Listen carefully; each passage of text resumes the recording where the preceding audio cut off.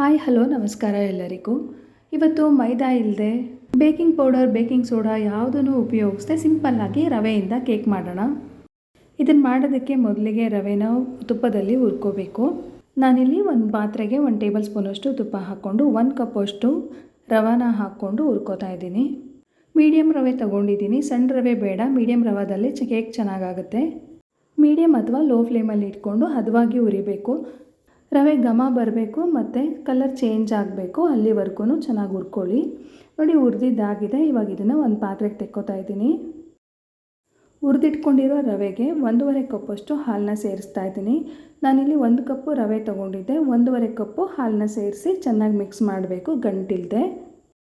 ನೋಡಿ ಮಿಕ್ಸ್ ಮಾಡ್ಕೊಂಡಿದ್ದಾಗಿದೆ. ಇದನ್ನು ಒಂದು 10 ನಿಮಿಷ ನೆನೆಯೋದಕ್ಕೆ ಬಿಟ್ಬಿಡೋಣ.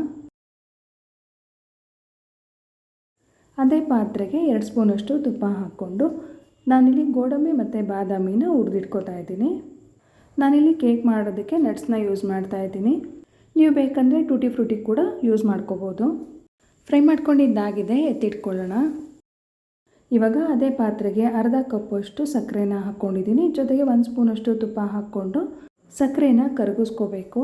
ನೀರಾಗಲಿ ಹಾಲಾಗಲಿ ಯಾವುದನ್ನು ಉಪಯೋಗಿಸದೆ ಬರೀ ತುಪ್ಪದಲ್ಲೇ ಚೆನ್ನಾಗಿ ಬಿಸಿ ಮಾಡಿಕೊಂಡು ಕರಗಿಸ್ಕೋಬೇಕು. ನೋಡಿ ಕರಗಿ ಈ ಥರ ಬ್ರೌನ್ ಕಲರ್ ಆಗುತ್ತೆ. ಇದನ್ನು ಕ್ಯಾರಮೆಲ್ ಅಂತಾರೆ. ಈ ಥರ ಆದ ನಂತರ ನಾವು ನೆನೆಸಿಟ್ಟಂಥ ರವೆನ ಹಾಕಿ ಮಿಕ್ಸ್ ಮಾಡ್ಕೋಬೇಕು.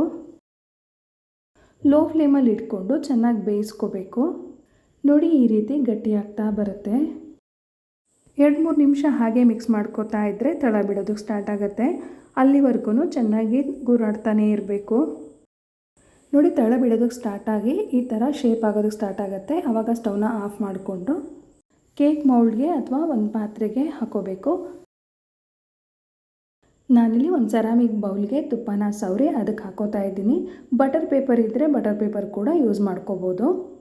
ತುಪ್ಪ ಸವರಿದ ನಂತರ ನಾವು ರೋಸ್ಟ್ ಮಾಡಿ ಇಟ್ಕೊಂಡಂಥ ನಟ್ಸ್ನ ಕೆಳಗಡೆ ಹಾಕೋತಾ ಇದ್ದೀನಿ. ಒಂದು ಸೈಡ್ ಆದರೂ ಹಾಕೋಬೋದು, ಬೇಕಂದರೆ 2 ಸೈಡ್ ಕೂಡ ಹಾಕೋಬೋದು.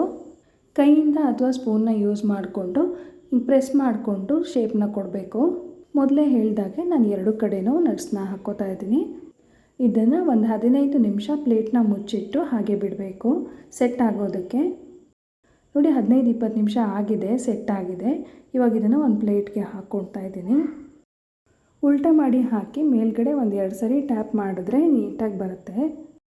ನೋಡಿ ಎಷ್ಟು ನೀಟಾಗಿ ಶೇಪ್ ಬಂದಿದೆ.